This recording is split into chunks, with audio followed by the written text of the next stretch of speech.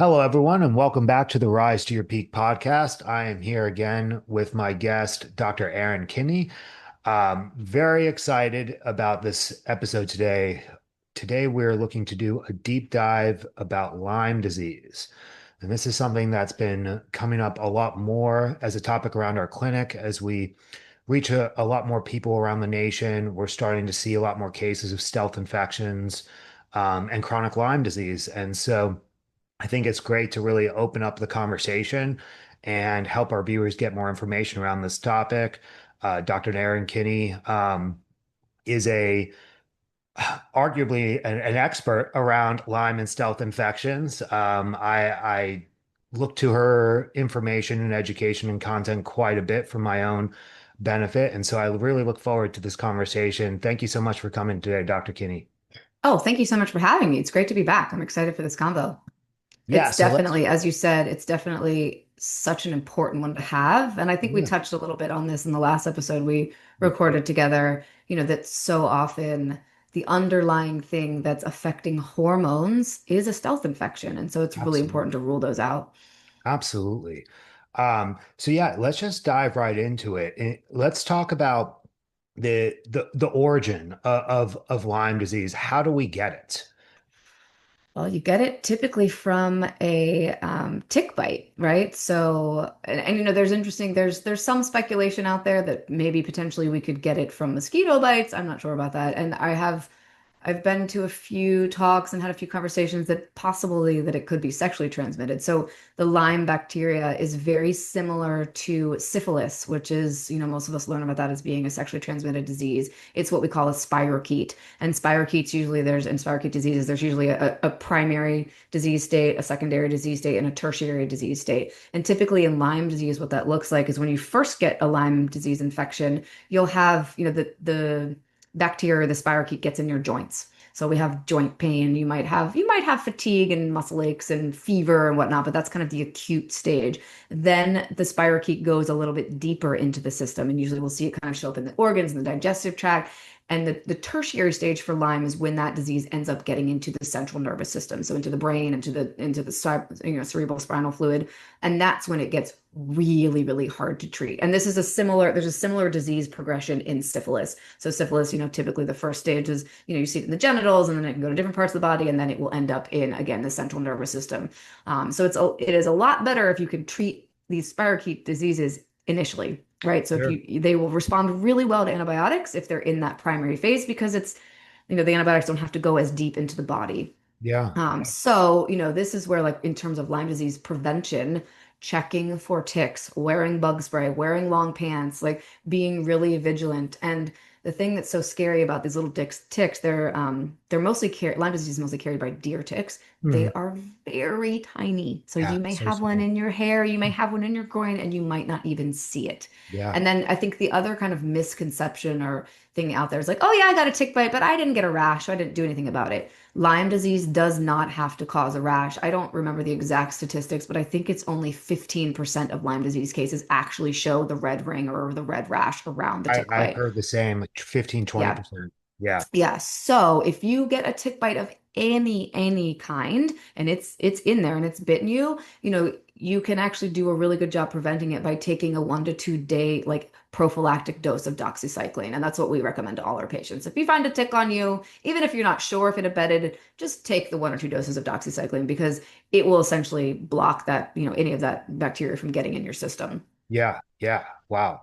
To backtrack a little bit, you already hit us with great information. And so, um, in terms of what you said about, once it gets into the nervous system, I'm assuming that's where a lot of the metabolic dysregulation comes in, endocrine issues, insulin resistance, CRP and cardiovascular issues, the inflammatory responses. That's mostly the secondary, would you say, or?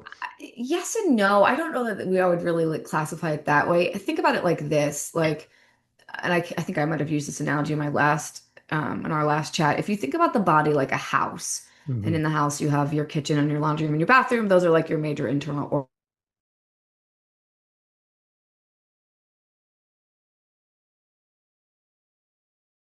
Okay, so I like to use this analogy where if we pretend the body is like a house, and inside that house you have your kitchen, your laundry room, your bathroom, and these are all like your major organs, liver, kidneys, digestive tract.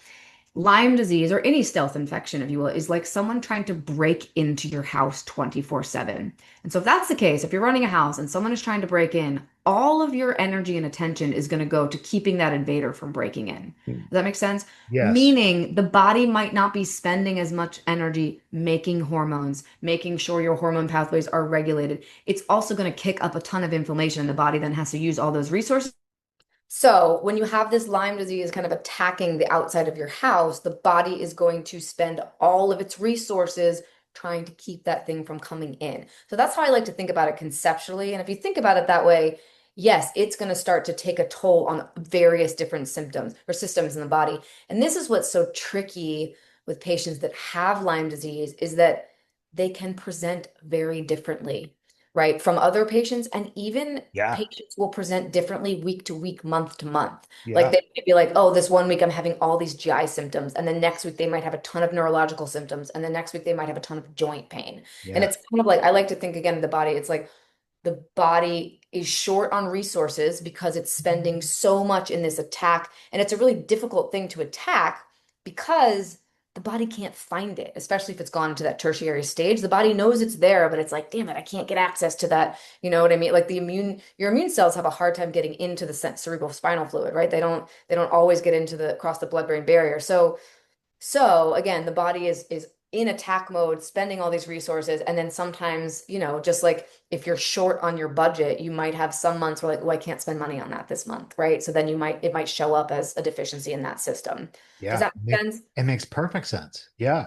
So, and this is That's again a why great way of describing it. Lyme cases from case to case, they're going to look so differently. I mean, I Yeah. have patients where some people with Lyme, they get high blood pressure, they get elevated cholesterol. Typically, I say this in like a male presentation, right? They might With have low cardiovascular testosterone, issues. cardiovascular issues, exactly. And you do see a lot of cardiovascular issues with Lyme across the board, but in other people, I see digestive stuff or, low blood pressure and fainting. And, again, Lyme symptoms can be all over the map, which is again makes it very hard for the provider. I mean, honestly, I tell patients all the time, I'm like, Lyme, it's not a cut and dry thing. It's not always easy to diagnose. It's really difficult being the patient because you know something is wrong, right? And you might get people telling you, "Oh, you're fine. You don't have Yeah. Lyme disease. You're totally fine. You're not testing positive, or Right. there's no way you don't have a history of a rash." I think there's so Right. much gaslighting that happens around this diagnosis as well. People are told, "No, you're fine," and patients are like, "No, no, no. I know my body. I am not fine." I am definitely not fine. Yeah. Yeah. Or, as I mentioned briefly, like a lot of the women that we diagnose with Lyme in our clinic, they come in thinking they're in perimenopause and they're having hot flashes, night sweats, heart palpitations, brain fog, joint pain, Yeah. which very well all could be perimenopausal symptoms. But in the ones that we diagnose with Lyme, when we treat the Lyme, like 90% of their symptoms get better, Sure. right? Well, Um, and then in the topic of perimenopause, is it stress-induced endocrine dysfunction or is it age-induced endocrine dysfunction? You Yeah. know? Most of the time it's both, right? And the stress, this is what, again, I look at Lyme as a major internal stressor, Mhm. right? So it's stressing your body out. Again, it's using your body's resources, just like, working a stressful job or taking care of multiple kids or relationship problems or whatever the Yeah. external stressor is. Lyme is equally, sometimes even probably more stressful in More. the system, Yeah. right? Yeah, Um, because it's so chronic. It's unrelentless. Yes, it is unrelentless. And again, the body wants to take care of it for you. It's like Yeah. I'm constantly going to be, looking out for that and trying to get rid of it. And Yeah. if the body is under a lot of stress, we are going to see hormonal dysfunction. And Yeah. you couple that with, the aging, the natural things that already occur, it's Yeah. going to feel pretty bad. You brought up the subtle differences between men and women and the symptoms we see and stuff. And my curious mind is always asking questions, and this is rhetorical, obviously, but like I wonder how much of these heart attacks out of nowhere at the age of 50 are actually things that just weren't diagnosed, you Mm. know? Very, very possible. It's interesting. I just had a patient actually just now that had just diagnosed her with Lyme, and we've seen her cholesterol has it like in the last 2 months has just gone crazy. And she's got a mild family history of elevated cholesterol, but she's really freaked out. Her primary care is really freaked out, and she hasn't changed her diet. She hasn't changed her exercise routine. Really, nothing in her external world has changed, but I'm pretty sure she contracted Lyme 3 or 4 months ago. And so the Wow. Lyme disease is such a major, there's such a battle that, and again, think about it this way, like your body has to go to battle against the Lyme. And when there's a battle, there's going to be carnage, and carnage kind of shows up in the body as inflammation. Yeah. And so her body is basically protecting her arterial walls by laying down cholesterol. So sometimes we do see some of those markers show up as, kind of in tandem with the Lyme disease Yeah. diagnosis. The thing I think about like our is probably the generations before they might not know if they had Lyme, right? And some people have it and they never know. They don't, their Exactly. body's able to kind of keep up that battle or whatnot. But yes, it is definitely very possible to have, for Lyme to be transported from mother to child. And you briefly touched on this, but it sounds like understanding the science, it is possible that it could be present in other hosts, mosquitoes, I think it's bugs, because they possible. sometimes talk about Lyme or some forms of Lyme as a parasite almost. I mean, again, when you really look and study the spirochete, it is to me, it's almost like a mix between a bacteria and a virus because Lyme acts very viral like. I Yeah. mean, in the sense that, so on the one hand, yes, it is a bacteria. So theoretically, you should be able to get rid of all of it. But, if you're a practitioner and you treat Lyme, or if you yourself are listening, you've had Lyme, you know that it can flare. Like you think you'll get better, and then all of a sudden, like your Lyme symptoms come back all of a sudden. Now, does that mean you contracted it again, or does that mean we never completely got rid of it? I honestly, personally will tell you, I am not sure where I stand on that. I feel like I want to believe that you can completely eradicate it, Yeah. but um, yeah. And the other thing that can get tricky is I'm kind of getting ahead of myself in this conversation, but patients contract Lyme, we diagnose them, they're treated, maybe they're better for 6 months, and then they'll call me a message and be like, "Oh my God, some of my symptoms are coming back," and they're like, "Do I have Lyme again? Did it reactivate? Did it what? Did it resurface?" But oftentimes, a lot of the symptoms that we experience from Lyme, like, yes, some of them are from the actual, spirochete itself, but some of them are just kind of what we are like downstream effects of Residual. the battle. And a Yeah. lot of them, a lot of that battling symptom, that we see show up are adrenal symptoms. So sometimes what I'll see is patients will have an adrenal crash at some point after their Lyme treatment because getting treated for Lyme is very stressful. Like it's It's not brutal. fun. It's stressful, it's expensive, it takes a lot of your time, you don't feel great during it. So sometimes we do see a resurgence in kind of the Lyme symptoms, but I tend to find a lot of those cases are your adrenals are crashing and we kind of have to work on that a little bit. So That makes total sense. right. So yeah, again, it is kind of like a murky, tricky thing to Yeah. be walking in, and there's a lot of different layers.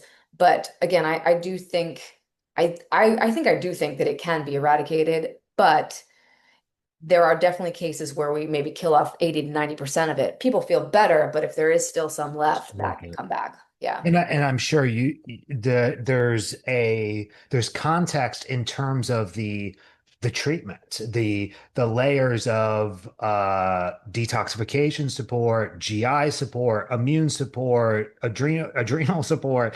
Yeah. If that person is poor with lifestyle choices and internal boundaries and stuff, they're going to have a much harder time clearing that.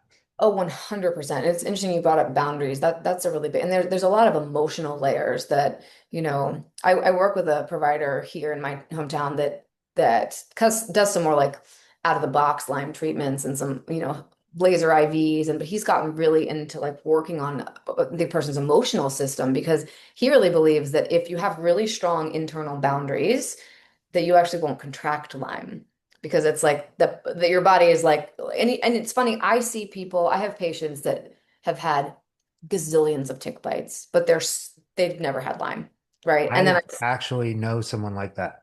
yeah, I mean, I probably have 10 patients that I've treated in the last 6 months. So like I'm honestly so shocked when I run their labs and they're completely clear of Lyme. And they honestly don't even have any Lyme symptoms, but just with their history, Yeah. I'm like, we should check you because you live in the woods and you've had like 15 tick bites and they don't. Yeah. And they're usually my very like emotionally sound, like coming Grounded. in for super grounded. They're coming in for a quick one or two things. But, I find if patients have a history of trauma, or any sort of trauma, whether that's big T trauma or little t, kind of throughout their life trauma, they're much more likely to have Lyme or any sort Is of that cell. a weakened immune system allowing that in, maybe? Or you don't Think quite it's probably know? all the above. I think when you really think about like, when the brain and the body have really strong boundaries, the energy of that is gonna spill over into a stronger immune system. And it's like Yeah, almost like their guard is up a little higher. So they're the ones that like maybe the Lyme did come in, but they immediately got rid of it. incredible. Yeah, makes total sense. Yeah. So, and not to say that every person who contracts Lyme has a history of trauma. That's not what Right, I'm or bad saying. boundaries.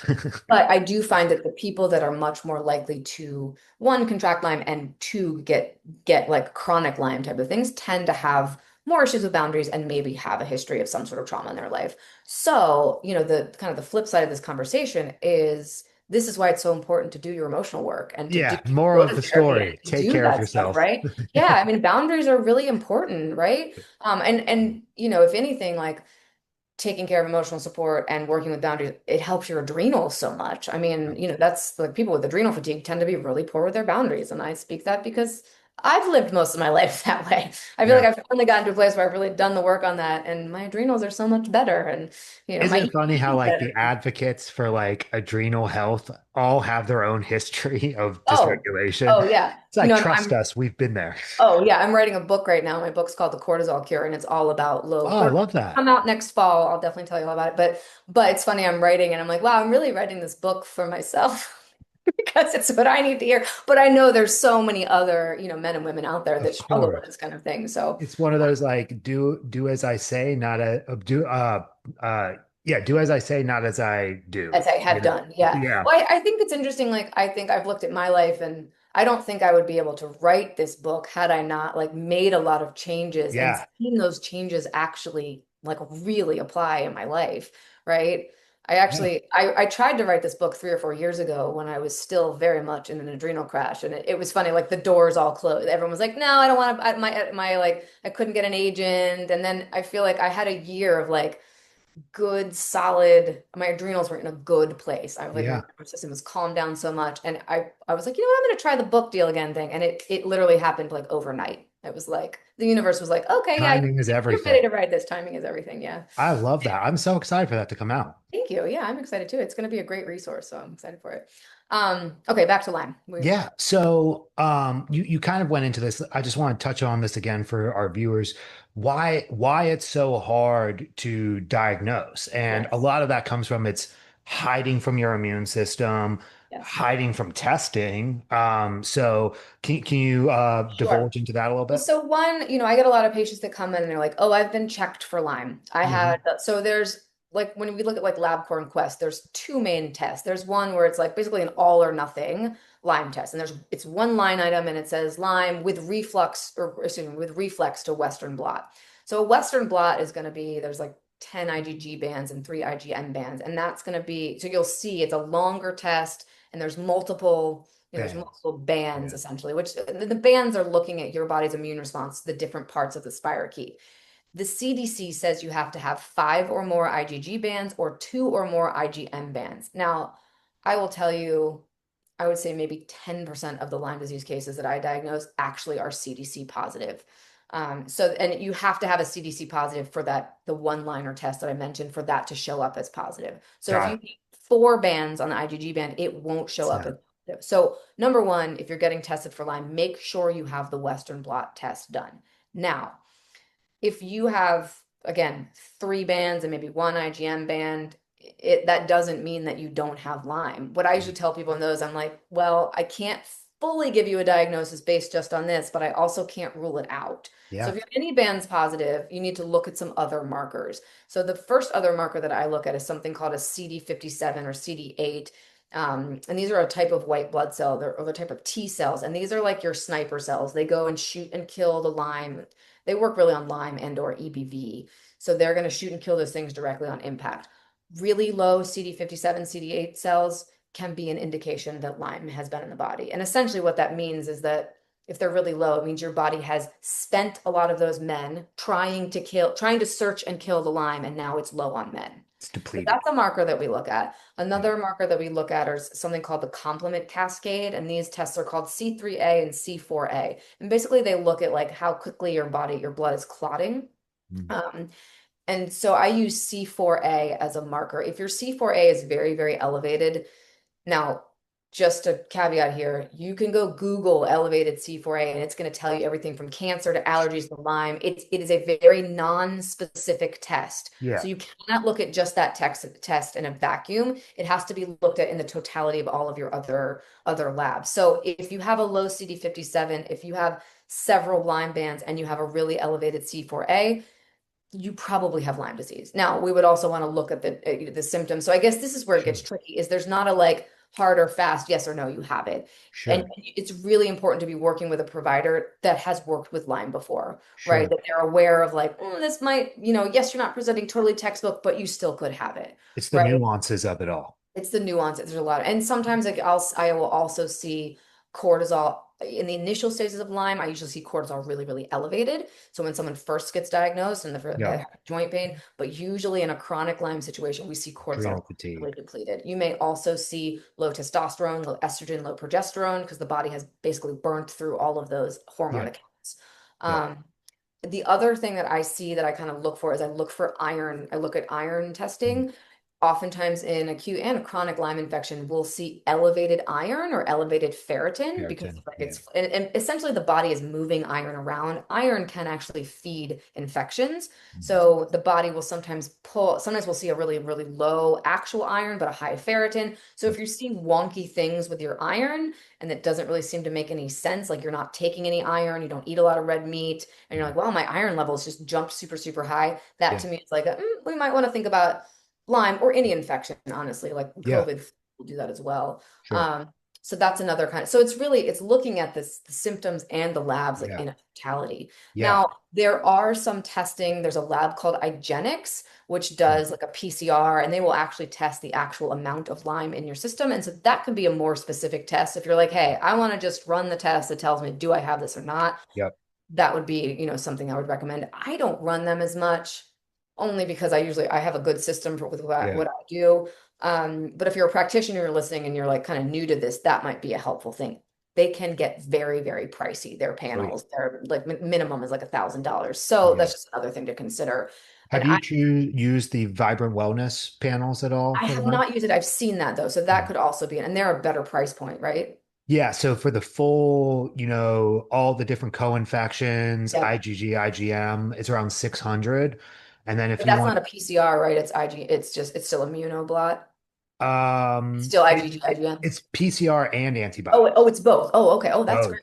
And then Yeah, they also can add in like EBV and viruses, and that equals out to about 1,000, I think. I mean that so So that's that's good. pretty Yeah, good. Yeah. it is pretty good. I mean, I think if you're again, if you're a clinician listening, if you're confident in your diagnosing, you may not need those tests. Yeah. But I will run them on the where I'm not sure. Like Yeah. I'm like, I don't know. Like this is I could go back and forth. Like maybe it's there, maybe it's not. Yeah.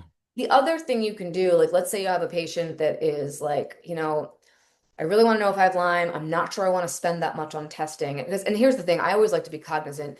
The treatment of Lyme can get very expensive, and sometimes Totally. take time off of work. So if the test is going to really help you decide the treatment plan, then absolutely spend the money. If you're like, if you as the clinician are like, I'm pretty sure you have Lyme, it's like, don't make the patient spend that extra money Of on that course. testing, right? Yeah. Unless you're really not sure. Um, but I was going to say that the other thing you can do to kind of tease out is this Lyme is you can do a little trial treatment. And I wouldn't do with antibiotics, but you can do a trial herbal treatment. And most of the time, if a patient does have Lyme, you can do a trial and you will see them herx a little bit. And that's usually like okay, we definitely. So sometimes I will do that if I'm not sure. I'll be like, okay, I'm gonna give you a little bit of I'm gonna use an herbal like immune boosting and Lyme treatment. We're just gonna see how your body responds, and we'll do that for a few days, and we'll know immediately. Like, yep, okay, Lyme is definitely there, and then we'll kind of back up and like come up with the appropriate plan to make it so they don't herx very well or very much. That makes total sense, and that's definitely a newer approach that I haven't really considered before. And when we talk about Herxheimer reactions specifically with Lyme, I'm sure that can translate to some fatigue and GI issues, but do we also see musculoskeletal aches and pains Oh, come about? absolutely, yeah, yeah. I So mean, that's herpes like can a be clear sign. Oh, that's a clear sign. Yeah. If you put someone on an herbal or even an antibiotic protocol and they get worse, like joint pain gets worse, That's a brain fog gets flare. worse, fatigue, that is a Herx flare. And really what's happening is the body is doing the It's work killing of it. battle. So it is a very good sign. Now, and this is where also like you kind of have to meet your patient where they are. If they're like so depleted and they're already struggling so much, sometimes we might want to build them up a little bit Yeah. before, start treatment. And Yeah. this is where like doing lymphatic detox and making sure Yeah. all detox pathways are open because that will help the herxing. Because essentially it's like your body's going to battle. There's battle, Right. there's going to be carnage, and your body has to be able to clean that up because it's that carnage that makes you feel like shit. Excuse my French. Yeah, we're oftentimes doing some preparatory work before any type of eradication phase, Yes. detox, immune support, just to, like you said, bring down the possible discomfort from Yes. those Herxheimer reactions. Yeah. Yeah, and there's definitely a way you can treat Lyme where the herxing is not bad. But like I said, Yeah. I always tell patients, I'm like, if this does happen, it is a clear sign that we're on the right path. Yeah. We can always adjust dosing and things to make it a little bit more comfortable for you, but that Yeah. usually is a sign. And you don't have to herx. So if you're listening, you're like, well, I've been treated for Lyme, I didn't have that's good. I mean, that means your body. Right. But in some cases, if I give a patient something like if I give them like a little bit of Lyme treatment and they literally feel no changes, no different, then I was kind of ambiguous on the testing. I'm You're a like, little less confident I'm a now. little less, I'm like, what, maybe this isn't Lyme. We might go Yeah. attempt something else. I mean, usually what I do when a patient comes to me and I do their initial intake and we're kind of chatting, and if Lyme is something I'm thinking about, I usually will put them on an adrenal support protocol until we get all the testing back. And that's part of my testing too. I want to see, do they feel any, and if they come back and they're like, oh my God, I feel amazing. My joints are better. My brain fog's better. I feel awesome, very less likely that it's Lyme, right? Makes Probably sense. more Yeah. adrenal stuff going on. If I give them a really strong adrenal support treatment and they're like, I don't feel any Didn't different, budge. then I'm like, okay, that like is another like check mark, and then maybe this is Lyme or another Yeah. self-infection kind of thing. Now, as we talk to people, whether it's practitioners or just viewers listening, in terms of connecting the dots of like testing symptoms, correct me if I'm wrong, but specifically autoimmune musculoskeletal diagnoses can oftentimes be related to Lyme, fibromyalgia, lupus, MS, rheumatoid arthritis. So that Absolutely. would kind of hint to us as well if they've already been diagnosed with those items, correct? Yes. Well, so think about any of those autoimmune things that you just mentioned, particularly like the rheumatoid arthritis, the joint ones. If your immune system is trying to attack something that's living in your joints, Right. it might end up attacking the joints itself. Right. If someone's popping like a positive ANA, or again they have positive rheumatoid factor, I'm always looking for Lyme or EBV, and also mycotoxins Mold. do Yeah. that as well. Yeah. Because again, anything that makes your immune system go into a tizzy and go into overdrive, it's much more likely that it's going to turn into it. The body's going to attack itself, and your Absolutely. body is doing that. It's trying to protect you, right? It's trying to kill that thing. Your knee tissue just got in the way. So, I think um, it's interesting, just as a quick side note, that our medical system demonizes antibodies as this bad thing, but yeah. we're protecting ourselves. We We are. all We're kind of have totally this protecting misconception ourselves. about antibodies. Yeah. Yeah, we 100%. I think your immune system is doing its job. So if you have an Yeah. autoimmune disorder, you have a really active, really strong immune system. And Yeah. yes, we need to kind of help figure out the body, or help the body figure out how it can calm it down. But if you put like, let's say you have Lyme and Lyme made you develop some sort of autoimmune disease. If you then go take a medication that completely suppresses your immune system, now your body has no capability to fight that Lyme that was the trigger in the first place, right? Right. So if you've taken an autoimmune drug and you have felt way worse, that's usually a sign to be like, you know what, maybe we should see like what was the original trigger for this. Does that make Yeah. sense? Absolutely. Um, so yeah. Um, it's kind of wild. It's kind of wild how much Western medicine loves to again demonize the antibodies. Yes. Yes. And I think overall there's just a misunderstanding around autoimmune and this idea that it's an unexplainable phenomenon that has no cure. It's like, well, No. actually, most of the time it does, Oh, it or at does. least some Yeah. type of resolution, Yeah. backtracking, and letting the body work itself out. Yeah, I mean, I think the tricky thing happens, because sometimes autoimmune disease are triggered by an infection, mycotoxins, and food allergies. Sometimes it's literally just triggered by your nervous system being stuck in Yeah, flight for too long. And then anytime your nervous system gets activated, it's going to activate your immune system. If yeah. there's nothing for your immune system to fight, it's going to fight whatever it finds. So, and I think that's where like, and even in, functional medicine space, like patients will run all these tests and be like, okay, well, we can't find the underlying cause, but sometimes they just don't want to admit that, or they don't want it to be true that, okay, my busy lifestyle is what's, triggered I'm this. the problem. Yeah, Yeah. I mean, and honestly, we are always the we problem. are all We create our own universe. And yeah. that, I mean, I think that could be a super empowering phrase if you flip that around, because if you're the problem, guess You're the what? You're also the solution. solution. Yeah. Yes, I think yes. when you finally like own that, like, oh, like maybe I'm the reason why this ended up happening to me, but that's cool because I can unwind this myself, and Yeah. my body can heal. That's a great reframing very Yeah. quickly. I like that. Let's talk a little bit about we've mentioned treatments a little bit. And because Lyme is so tricky, the conversation around treatments and timelines and expectations is a little tricky. What's your general discussion when you're trying to give a patient expectations of timelines? So it's gonna vary depending on severity of symptoms, Okay. right? Like almost like What phase they're in? where their vital force is. That's a term we use in naturopathic medicine. Like how strong is their system? And someone who's got like a really strong vital force, and you could just tell that when you start talking to someone. They're the people that get over stuff quickly, and they're 1 to 2 months, like their treatment's going to be easy. They're the ones, and honestly, they're the ones that I would recommend. You take a course of antibiotics. We do like a month after that to clean up with some herbal stuff, and then you're probably going to be good to go.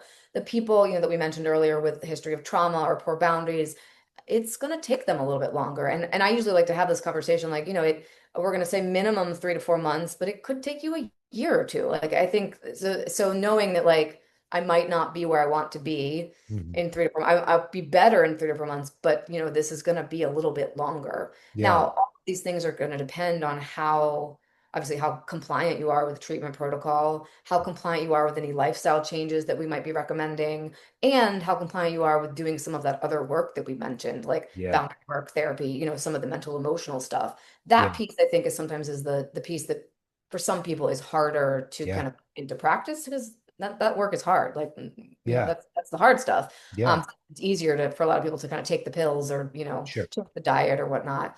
Well, and Um, also different people have different limitations. A night shift police officer is probably going to Absolutely. have a tougher time Yes. healing than a stay-at-home mom, Yeah. like way Well, that different life depends. I mean, situations. again, that yeah, very, very different situation. So I think usually the conversation I'm having with patients is, hey, like, this is not a quick fix. I can't give you an exact timeline, but I'm like, you need to have a minimum expectation that you're going to be kind of acutely being treated for this for 3 to 4 months. Mm, And that may turn out to be longer. yeah, Um, and we do a lot of Lyme treatment here. I also refer out, sometimes Lyme treatment is, hey, I want you to get acupuncture once a week. So there might be other things that you're doing. And mm, I think honestly, that's the trickiest part, is just the amount of time that it takes, right? Like sure, the amount of work that you need to be doing on your body. sure. Uh, but I feel like my patients that really like do that work, it's amazing to see not only how their physical health transforms, but how their life transforms. Like Yeah, some of them will the get these entire big, quality of life yeah. I changes. mean, this patient that I was just mentioning, like a different patient, she ended up leaving her super high stressful job and has now started her own business, and she's like so in love with her life again. But Wow. it's almost like the Lyme was a lesson she had. Like the Lyme forced her to slow down, and she's like, I don't want to go back to that super crazy stressful environment that kind of put Yeah, me in the place where I had the poor boundaries and all the things in the first yeah, place. And um, so yeah, it's that is not there's no hard fast answer to that question, right? Of like yeah. how long this is going to take. And is it safe to say, outside of those very early acute infections, that generally speaking, very rarely is someone just going to take an antibiotic and be good? That's typically not the Very expectation. rarely. I mean, again, I have cases where they take a month of doxy. We do some detox work. We do some, Yeah. I feel like in my mind, doxy gets rid of 80 to 90% of Lyme if it's in that initial phase. Okay. But then I do like to send some herbs and some other things in there because they will go in and clean up the rest of it. Or Got we'll it. do, like high dose vitamin C IVs or something Yep. else that's going to penetrate a little bit deeper. So, and I have definitely have enough patients where like they've done one round of doxy, some herbal cleanup, and they've been good. Yeah.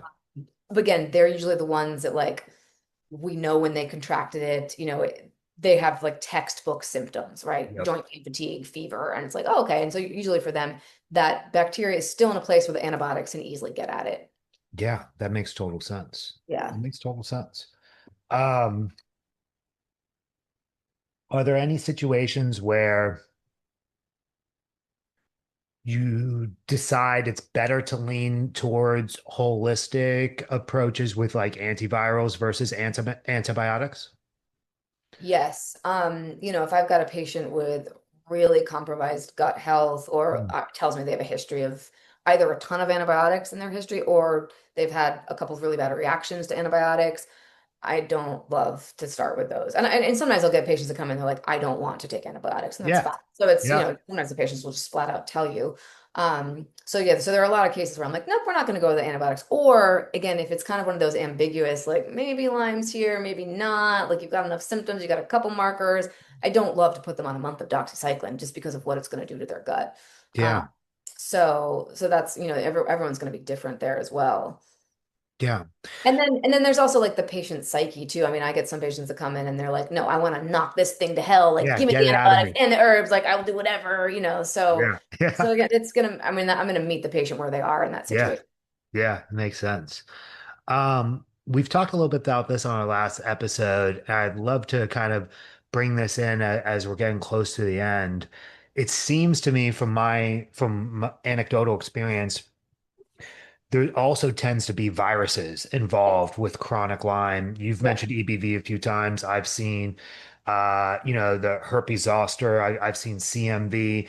So they just love each other. Oh, they love each other. Is this the compromised immune system, or is there more to it than that? I like to think of it almost as like a yes, I think the compromised immune system is one, kind of back to that boundaries conversation that we were having. If you've got poor boundaries, all these viruses are going to come in on you. But also, I think there's more of like an energetic resonance with like if you've got one infection in there, like think about like how some people get mosquito bites all the time and others. Yes. It's like I feel like the mosquitoes can almost sense that that tissue in that person is the pH has changed or there's something that's different about that environment, right? And So now it's attracting now it's attracting similarities. that. Yeah, yeah. So it's almost like and I think there's a lot of factors that would go into this. I think it's probably some pH, some hormonal balance, some body temperature. Like my patients with lower body like if your temp's running like in the 97s, you're much more likely to contract any of these self infections. 98.6 is the degree at which most pathogens can't live, right? So this is why we get a fever, right? When we get a fever, we heat up so that they die off. Kill it. Yeah. If you're running again, and most of my patients with EBV in particular, they barely get above 97.2. Though, and this is something I'll have them test, like test your body temperature for me. And is So that an that's adrenal component bringing down that temp, or adrenal, thyroid, the those are the whole two big machine? things. Yeah, under eating can be a big one. Like if you're not feeling yourself a lot, I see people's body temps go down. So are So these viruses kind of like recognizing, oh, this is a good host? yes, that's exactly right. They're like, oh, that host looks great. And if Wow. they're like, oh, like Lyme is already living there, that must be a great host. I'm gonna go hang out there. You know what I mean? Wow. Yeah. I also think, and this is again just my own personal theory, I feel like EBV in particular, I feel like it has like there's an energetic resonance to EBV. And I feel like when their nervous system is on all the time and they're in that kind of like stressed, tired but wired stage, EBV loves that. Yeah. Loves that. And I don't know I've if it read that loves a it because lot. the immune system is lower and I feel like if you're on computers and around Wi-Fi and everything, a lot of that, it also like the The cells are going to frequency. vibrate at a different frequency, and that's the frequency that EBV likes. So this is Wow. where like all of the like pulsed electronic magnetic frequency treatments can be super helpful. Like sound healing, all of those things, which are going to help your cells like basically change their energetic vibration. So It's if you crazy. vibrate at a different level, you're going to no longer attract some of those things. I mean, this is like where, like where the manifestation or law of attraction thing kind of meets physics, Yes. right? Yeah. Yeah. It's kind of Um, interesting. So, a lot of my patients that are, again, that are testing positive for EBV, yes, Lyme, but I see this more with EBV. They are my like overworked, overtired, their adrenals are fried. They're, up on their phone at 2 a.m. Like they're around Wi-Fi stuff all the time. And so that's a component we have to talk about too, is like, hey, you have to calm down. We have to calm your nervous system down. Yeah. If you, hypothetical situation, if you get a new patient and their medical history has 30 years of reactivated EBV and HSV variants, Yeah. how confident are you about Lyme testing? You mean like, is it going to show positive or not? Or do like, With 30 years of reactivated viruses, what's the likelihood that that person has Lyme? Or I guess a stealth infection in general. Guess it could be yeah. mold. Otherwise, I mean, it could just be those viruses. I mean, sometimes just those viruses are enough to like, but I would multiple viruses just being present, reactivating. doesn't reactivate. I mean, I would say that if it's 30 years of that, clearly like their system is vibrating at a level where that virus like can't their body can't get it into a dormant stage. But yes, Right. I would definitely want to be thinking mold and Lyme as well. Yeah. But I mean, I've had plenty of cases where it's just viral and there's no Lyme. Yeah. Wow. Like, but and I think you would look, I mean, usually in those cases, there's a major history of trauma, there's a history of poor boundaries, kind of Mhm. those things, or lifestyle stuff, super stressed all the time. Mhm. So again, if you think about all these things as being stressors, it could be any combination of them that causes, Yeah. the chronic whatever we're dealing with kind of thing. Yeah. Yeah. Makes Um, sense.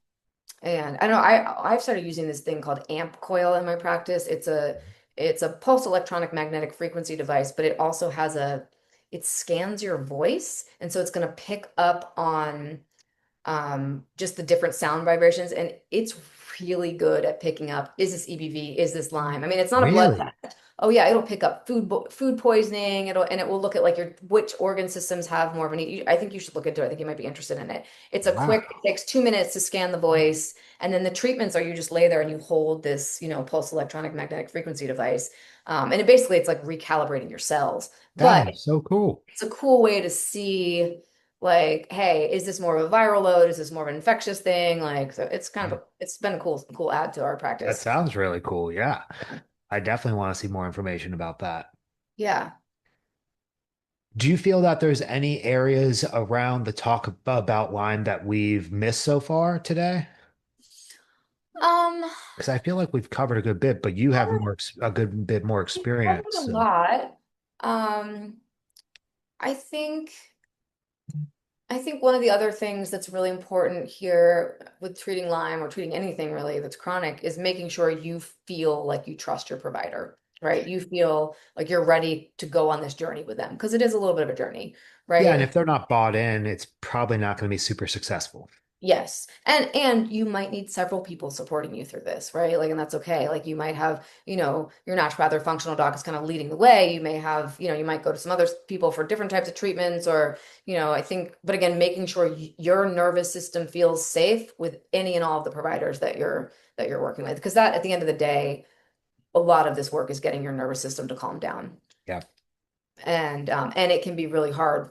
This is, I feel like one of the things I hear a lot with patients that I'm like, oh, they might have Lyme, is when they tell me that their life isn't super stressful externally, and but they can't relax. They're like, it just feels like I'm on all the time, and Yeah. that their body probably is on fighting an internal battle, right? All the time. Yeah. So if that's something that you're feeling like, and that could just be, your body isn't trained to relax, but if you're like, wow, and if you can't sleep or you're just on all the time and there's not really anything in your external life that would be Yeah. causing that, that's a good reason to go get checked for a stealth infection, Lyme in particular. Absolutely. Yeah. Um, just, one last thing to kind of touch on with regards to like testing and contracting Lyme. Um, good thing for people to know, you can have multiple Lyme infections. Oh, They you mean can tick-borne infections? thank you, Yes, yes, yes, tick-borne yes. Yeah. Oh, yeah. We didn't touch infections. on that. Yes, there are what we call co-infections. So there are other tick-borne infections, not from like it's not actual Lyme disease. You can have babesiosis, Ehrlichia, um, Bartonella. Bartonella. And Yep. so it's good to check for these things because sometimes you will test negative for Lyme, but you'll test positive for Babesia. And so Right. you don't always have to have one to have the other. So Right. like, And then um, sometimes you can have all three. yes, sometimes you can have all three. And they all kind of have slight different symptom variations, and sometimes certain ones respond differently to different treatments. And I So, was just going to say that could then impact the context of that treatment yes, if maybe you have something you don't know about and you're only yes, going after Borrelia. yes, exactly. Yeah. So point being, get the full Get testing, the full look at the full testing. picture. Yes. Don't try to shortcut it. Yeah, Mhm. don't try to shortcut it. And and I it's funny, I usually when I'm not thinking tick-borne stuff with the patient, I still check every single patient for Lyme. Like that's the panel I throw on there. I don't always throw a complete, tick-borne panel on there unless like they've got a history, unless we're like really looking for tick-borne stuff. If Mhm. they come back with a couple of Lyme bands, I will usually send them back out, be like, okay, I want to do a full tick-borne thing. Just that's kind of how I work it. Um, With the the holistic only reason treatments, I don't do that is because I'm testing so many other things. I literally can't order more than 40 tests. So I'm like, we're gonna do one tick-borne thing. I'm gonna check for Lyme, and then we'll send you yeah. back if we want to do it, but we don't want to do more. Um, And with that's where holistic like antiviral treatments, those are mostly broad spectrum. So those would treat majority of those different types of you mean herbal infect stuff? You're talking or herbal? herbals. Yeah. Yeah. Yeah, I mean, there are certain herbs that have more affinities for certain things. I usually like to use a combination that will have, if they have EBV and Lyme, we're going to do an herbal combo that has antiviral and some anti-spirochetal stuff so we can kind of do it all in one action. I Yeah. also, for EBV, I'm a big fan of using valcyclovir or acyclovir in conjunction with herbs because that Okay. they do a great job. Valcyclovir does a great job at reducing viral load. Doesn't do anything for your immune system, right? It has no immune system boosting, but it will, help get Bring that down your viral any of load. those like HSV, any in the Mhm. herpes family, get those levels down. So that can Ha- be ha- kind of a nice addition. I think I've asked you this before, but it's been a while, so maybe things have changed. Any use of ivermectin in these viral cases? I actually have not been using. I have patients that have done it, but I haven't. Are you using it in your practice?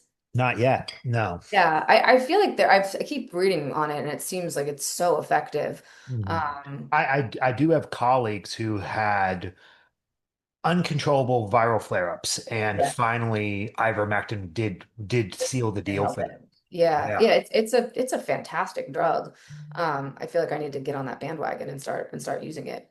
If you do, I'd love to talk about it. Oh, So definitely. We so can we'll definitely keep talk each about it. other Yeah. informed on that Yeah, topic. totally. Yeah, yeah, yeah. But yeah, I think to like kind of recap, Lyme is, I mean, if you're listening, it's confusing.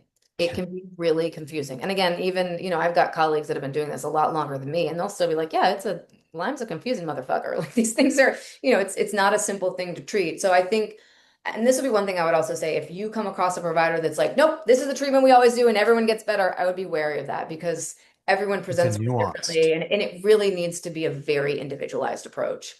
Uh, One last question that you may or may not have an answer for. Why does it seem like there's such limited research around this you or know, understanding? I mean, I think for a long time it just wasn't being looked at, and I would bet there's probably not a lot of research around it because it is not standardized, right? Like the disease itself presents so differently. Think about trying to create some sort of research trial on it. It would Yeah, be yeah. new, right? Even Uh, a standardized treatment wouldn't be really possible. yeah, because it's hard to do it. I mean, I think because for a long time it wasn't being diagnosed, right? And I still think there's plenty of people in the Western medicine world that dismiss it. So I think there's not someone out there that's like, oh, we need to spend the money on researching this. Yeah. But it's kind of a shame because I feel like, you know, it could Now, use to. I've read some insights. I'm going to say something here. You don't have to respond. Maybe you've heard it, maybe you haven't. I've read that there's the possibility that this could have been a experimental, like Like a military bioweapon. weaponized, yeah, bioweapon. Yeah, I've seen some of that too. I don't know. I mean, And that that well, would be a reason not to research it. absolutely. Yeah. I don't know. I would say that's probably possible. I would Yeah, it wasn't possible, but right, uh, right. it's an interesting thing. But Yeah, I think it's maybe more, I mean, I love a good conspiracy theory, but I think it's maybe more just in the fact that like no two Lyme patients look exactly the same. So again, yeah, it's really hard to design a research study. It would be super expensive and yeah. it would be a hard thing to research, but maybe not. Maybe I'm not thinking about it in the right way. I don't know. It's hard to say. I mean, the science is ever changing, and it seems like even just as I get more cases and experience, I learn more, Yeah. and I develop a better confidence around just treatments and thinking patterns and connecting the Yeah. dots. Yeah. Yeah. So, yeah, no, this was extremely informative. I really appreciate you coming on Of today. course. I know we're both super busy people, so I won't keep you too much longer. In case they hadn't caught our last episode, Dr. Kinney, how can people get a hold of you, follow you, gain more information from you, stuff like that? Sure. Yeah, so I also have a podcast. It's called The Dr. Kinney Show. So you can check that out. I've got tons of episodes. I've plenty on Lyme and adrenals and all that stuff. And then you can follow me on Instagram. I'm at Dr. Kinney. I put information out there. My book will come out in the fall of 2026. And again, it's really just about what happens when your cortisol gets too low and how that impacts all the different systems. So we'll definitely, I'll probably come back on the show after the book is. Yeah, absolutely. Let's definitely plan for that. Um, And remind me, where is and your clinic located? so my clinic's in Annapolis, Maryland, and I'm currently not taking new patients, but I have a whole team of providers that are phenomenal that I've trained and so we run a whole panel and we'll look at all these different things and we treat Lyme and we work with people all over the country. So Yeah, we love it when you're local because we have a whole slew of we've got hyperbaric oxygen and IVs and all that stuff. But if you're yeah. not local, again, and you can schedule a free consult on our website if you want to kind of chat. And I just still some of this free consults. If you want to talk to me, we can chat for a bit and I can see who would be a good fit for you in terms of Awesome. That's so great. yeah. Guys, definitely give Dr. Kinney a follow. She's a slew of great information, as you can tell, and could be the game changer in resolving your health issues. So, as always, keep an open mind, keep listening, and keep being an advocate for yourself.